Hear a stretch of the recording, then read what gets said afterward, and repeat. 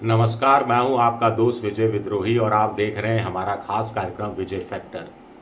सब कुछ इस कदर हड़बड़ी, इस कदर जल्दबाजी में हो रहा है कि शक होना स्वाभाविक ही है। उपराष्ट्रपति जगदीप धनखड़ का इस्तीफा हड़बड़ी में दिया गया, हड़बड़ी जल्दबाजी में मंजूर किया गया, हड़बड़ी जल्दबाजी में गजट नोटिफिकेशन में शामिल कर लिया गया। खबर आ रही है कि हड़बड़ी में उनका घर खाली कराने का आदेश दे दिया गया है। खबर आ रही है कि चुनाव आयोग ने नए उपराष्ट्रपति के लिए चुनाव की प्रक्रिया शुरू करने की घोषणा कर दी है।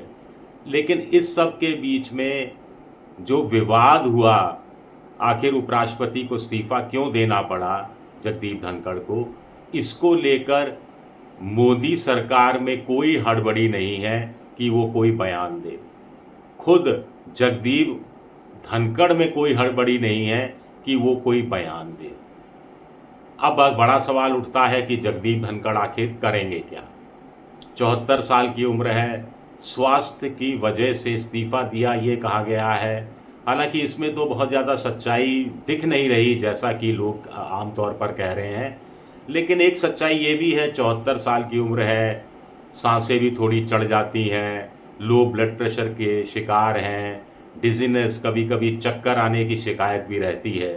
तो थोड़े दिन श्वास लाभ करेंगे। झटका बहुत लगा है, बहुत गुस्से में हैं, तिलमिलाए हुए हैं, अपने आप को बहुत ह्यूमिलेटेड महसूस कर रहे हैं, अपमानित महसूस कर रहे हैं। तो ऐसे में क्या तुरंत रिएक्ट करेंगे? दिल की भड़ास खुलकर बाहर निकाल देंगे? कोई बड़ी प्रेस कॉन्फ्रेंस कर लेंगे? या कुछ दिन अपने शुभचिंतकों के साथ बैठकर इंतज़ार करेंगे कि सरकार अपनी तरफ से कुछ नया रखती है बात या नहीं रखती है? या पॉलिटिक्स में चले जाएंगे, जाट राजनीति करने लगेंगे? जाट राजनीति इसलिए कह रहा हूँ क्योंकि वो खुद जाट नेता हैं। जब उनको उपराष्ट्रपति बनाया गया था तो प्रधानमंत्री नरेंद्र मोदी ने किसान पुत्र कहकर उनको संबोधित किया था, और तब उनको जाटों का आंदोलन, किसानों का आंदोलन चल रहा था। तो तब बीजेपी को लगा, मोदी सरकार को लगा कि अगर जगदीप धनखड़, एक बड़े जाट नेता को उपराष्ट्रपति भवन भेज दिया जाता है तो थोड़ी बहुत राजनीति साधी जा सकती है, किसानों की राजनीति। पश्चिमी उत्तर प्रदेश, दिल्ली, हरियाणा, पंजाब, राजस्थान, कुछ हद तक मध्य प्रदेश, तो करीब 50 के आसपास सीटें कहलाई जाती हैं लोकसभा की, जो जाट बहुल सीटें हैं। अब जब वो सत्ता में उपराष्ट्रपति पद पर नहीं है, वहाँ से इस्तीफा हो चुका है, दिया गया, लिया गया, उस विवाद में नहीं जाना चाहते, तो क्या राजस्थान में जाटों की राजनीति करेंगे? देखिए, बीजेपी के पास कोई बड़ा जाट नेता नहीं है। सतीश पूनिया एक नेता होते थे राजस्थान में, अब वो भी साइडलाइन हो चुके हैं प्रदेश की राजनीति के संदर्भ में देखा जाए तो।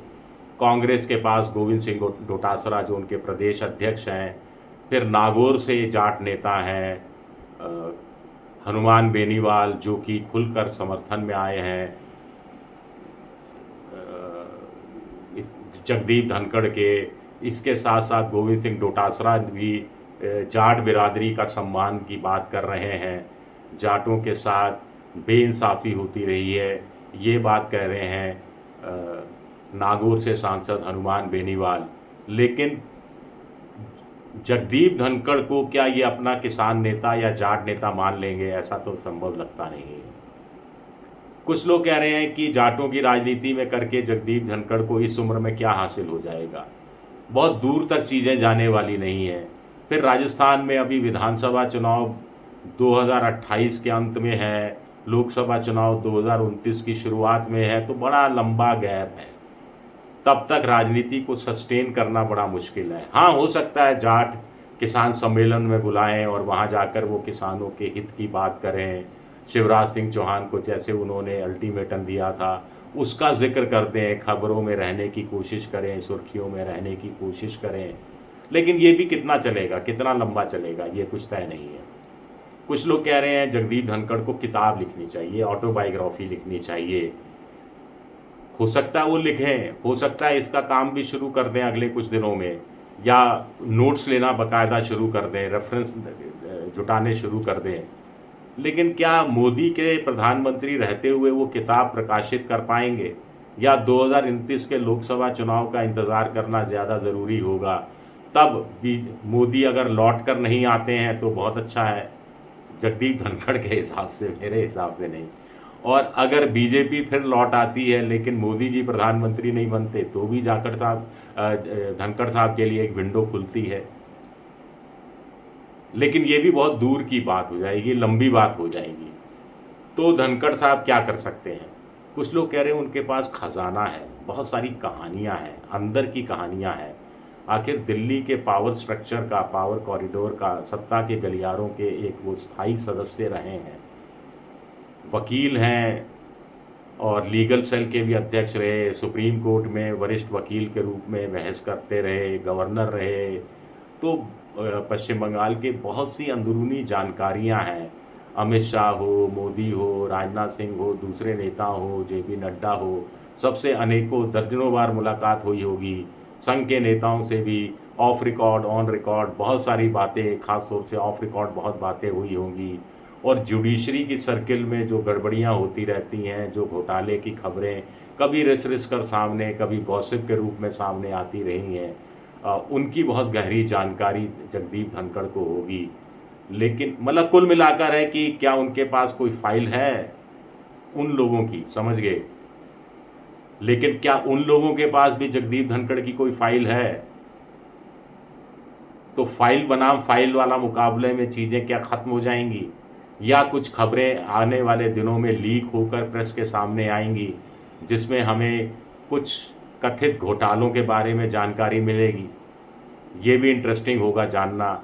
मानसून सत्र चल रहा है, कोशिश तो ऐसे में नेताओं की ये रहती है कि अगर किसी को वो उनको एक्सपोज़ करना है तो विधानसभा या लोकसभा का जब सत्र चल रहा हो तब एक्सपोज़ करो, क्योंकि तब विपक्षी पार्टियां, आप जो भी मामला उठाएंगे, जो भी मामला छपेगा या टेलीविज़न पर आएगा या सोशल मीडिया पर आएगा, उसको विपक्षी पार्टियां उठाती हैं, हंगामा करती हैं, शोर शराबा करती हैं, वायरल वीडियो किया जाता है, सरकार पर दबाव पड़ता है। सरकार को क्योंकि सत्ता में है और सरकार चलानी है तो जवाबदेही के नाते कुछ जवाब भी देना पड़ता है, कुछ ऑन रिकॉर्ड भी कहना पड़ता है, या तो उस खबर का खंडन करना पड़ता है या फिर अपने पक्ष में सफाई देनी पड़ती है। तो ये काम तो अभी मानसून सत्र यानी 21 अगस्त तक ही चल सकता है, बीच में भी 6-7 दिन की छुट्टियां हैं। तो क्या हम उस तरफ नज़र रखें कि कुछ हमें ज़ोरदार मसाला देखने को मिलेगा? कुल मिलाकर कुछ लोग कह रहे हैं कि धनखड़ जी अगर बोलेंगे तो किसकी पोल खोलेंगे, कुछ कह रहे हैं कि धनखड़ जी बोलेंगे तो किस किस की पोल खोलेंगे, कुछ लोग कह रहे हैं धनखड़ जी नहीं बोलेंगे क्योंकि अगर बोलेंगे तो उनकी खुद की पोल खोलने का भी आशंका जाहिर हो जाएगी। शुक्रिया मेरा ये वीडियो देखने के लिए, बहुत बहुत शुक्रिया।